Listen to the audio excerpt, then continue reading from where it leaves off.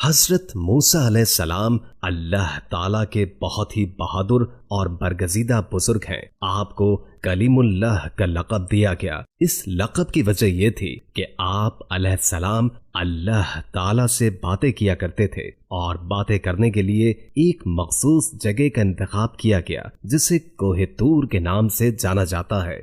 اللہ تعالیٰ سے بات کرنے کا یہ شرف آپ کے علاوہ کسی اور کے پاس نہیں تھا۔ حضرت موسیٰ علیہ السلام معمول کے مطابق اللہ تعالیٰ سے ملاقات کے لیے کوہ طور کی طرف روانہ تھے کہ راستے میں آپ کو ایک عورت نظر آئی جو کہ زاروں قطار رو رہی تھی۔ آپ علیہ السلام کا دل ویسے ہی نرم تھا تو اس عورت کو دیکھ کر آپ خود بھی غمگین ہو گئے۔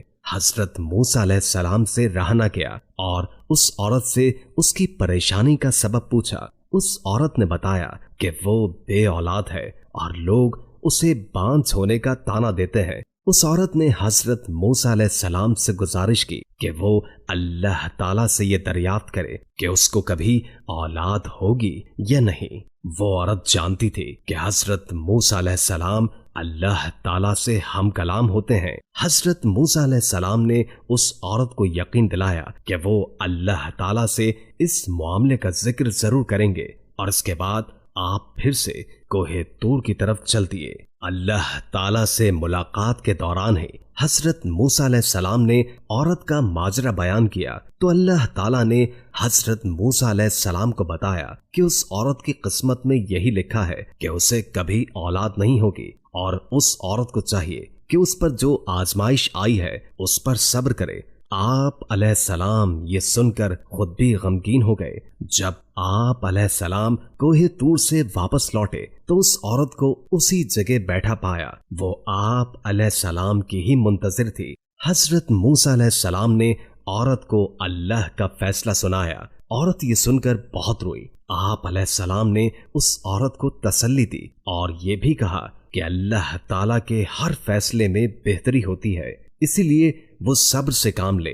اولاد اللہ تعالیٰ کی دین ہوتی ہے، وہ جسے چاہے بیٹیاں عطا فرمائے یا جسے چاہے بیٹے، اور جسے چاہے دونوں ہی عطا فرما دے۔ اس واقعے کو بہت عرصہ گزر چکا تھا۔ ایک دن اس عورت کے گھر کے قریب سے ہی ایک درویش روٹی کا سوال کر رہا تھا۔ عورت کے کان میں جب اس درویش کی صدا پڑی تو اسے رک جانے کا کہا اور کچھ دیر کے بعد اس کے لیے روٹی لے کر آئی۔ پھر درویش نے عورت کو اولاد عطا ہونے کی دعا دی، اور ایسا ہوا کہ اللہ تعالیٰ نے اس درویش کی دعا قبول کر لی اور عورت کو اولاد کی نعمت سے نواز دیا۔ جب اس بات کی خبر حضرت موسیٰ علیہ السلام کے پاس پہنچی تو آپ علیہ السلام بہت حیران ہوئے، کیونکہ اللہ تعالیٰ نے تو انہیں بتایا تھا کہ اس عورت کی قسمت میں اولاد کا نہ ہونا لکھا ہے، تو یہ کیسے ممکن ہوا؟ پھر جب حضرت موسیٰ علیہ السلام دوبارہ اللہ کے پاس کوہ طور پر گئے تو اس عورت کے معاملے کے بارے میں بھی دریافت کیا کہ جب میں نے آپ سے پوچھا تھا کہ اس عورت کو اولاد ہوگی یا نہیں، تو اے میرے پروردگار، آپ نے فرمایا تھا کہ اولاد اس کے مقدر میں نہیں ہے، تو یہ کیسے ممکن ہوا؟ اللہ تعالیٰ نے حضرت موسیٰ علیہ السلام کے سامنے ایک شرط رکھی اور آپ علیہ السلام کو انسانی گوشت لانے کا کہا۔ جب اللہ تعالیٰ انبیاء کرام اور صحابہ کرام کو کسی چیز کا حکم دیا کرتے تھے تو کوئی بھی اللہ تعالیٰ سے سوال نہیں کرتا تھا، اسی لیے حضرت موسیٰ علیہ السلام نے بھی اللہ تعالیٰ کی اس شرط پر کوئی سوال نہ کیا اور اپنی بستی میں جا کر لوگوں کو اللہ تعالیٰ کا حکم سنایا۔ بستی کے لوگوں کو اللہ تعالیٰ کا حکم بہت عجیب لگا اور سب کے دلوں میں خوف بیٹھ گیا کہ کہیں یہاں خون ریزی نہ ہونے لگے۔ جب کوئی بھی اپنا گوشت دینے پر راضی نہ ہوا تو حضرت موسیٰ علیہ السلام مایوس ہو کر خالی پلیٹ لیے اللہ تعالیٰ کے پاس واپس کوہ طور پر جانے لگے۔ حضرت موسیٰ علیہ السلام کوہ طور کی طرف روانہ ہی تھے کہ راستے میں ان کو ایک درویش بیٹھا نظر آیا۔ اس درویش کی آنکھیں بند تھی اور چہرہ آسمان کی طرف اٹھا ہوا تھا۔ اس درویش کی زبان پر بس اللہ اللہ کا کلمہ جاری تھا۔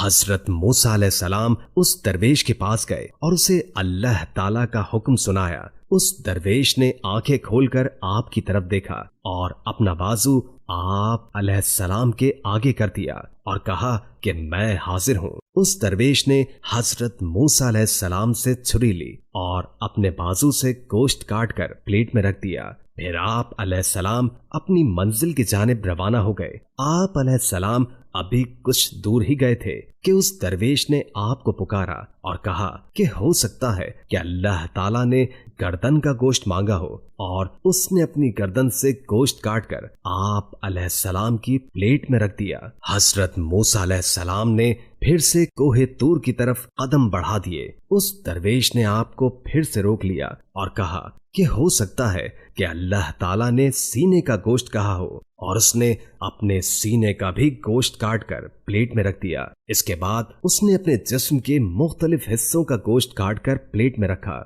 हजरत मूसा अलैहिस्सलाम ने उस गोश्त से भरी प्लेट को कोहे तूर पर अल्लाह ताला के सामने पेश कर दी। अल्लाह ताला ने हजरत मूसा अलैहिस्सलाम से पूछा कि ये गोश्त किससे लाए हो? तो हजरत मूसा अलैहिस्सलाम ने सारा किस्सा बयान कर दिया। अल्लाह ताला ने फरमाया, ऐ मूसा, ये मेरे बंदे का मुझसे इश्क है और इस इश्क की हद देखो। उसने अपनी तकलीफ का नहीं सोचा बल्कि मेरी रजा और खुशी की खातिर अपने जिस्म की बोटियां काटकर तुम्हारे सामने रख दी। ऐ मूसा, अब मुझे तुम खुद बताओ कि जो मेरा बंदा मेरे इश्क में खुद से भी बेपरवाह है कि जब मुझसे कोई सवाल करे तो मैं उसकी दुआ क्यों कबूल न करूंगा। ऐ मूसा, ये मेरा वही बंदा है जिसने मुझसे उस औरत के हवाले से सवाल किया था। मेरे इस नेक बंदे ने ही मुझसे औरत के लिए औलाद की दुआ की थी, तो भला मैं कैसे उसकी हाजत पूरी न करता। यही वजह है कि मैंने उसकी तकदीर में लिखे को पलट दिया। जो बंदे मेरी खातिर अपने आप को कुर्बान करने के लिए राजी हो जाते हैं, मैं उनकी बात को कैसे रद्द कर सकता हूँ। मूसा अलैहिस्सलाम अल्लाह की ये बात सुनकर बहुत हैरान और खुश हुए। तो दोस्तों, इस छोटे से किस्से से हमें ये सबक मिलता है कि अल्लाह ताला ने जो भी हमें जिंदगी में अता कर रखा है उस पर शुक्रगुजारी करनी है और दूसरों की मदद में पेश पेश रहना है। आपको नहीं पता होता कि कौन सा अमल अल्लाह ताला को पसंद आ जाए और आपका काम हो जाए। और जब भी अल्लाह ताला के लिए कुर्बानी देने का मौका मिले तो अपनी जान भी देने से गुरेज न करें। अल्लाह ताला हम सबको अपनी हिफ्ज़ व अमान में रखे। आमीन सुम्मा आमीन।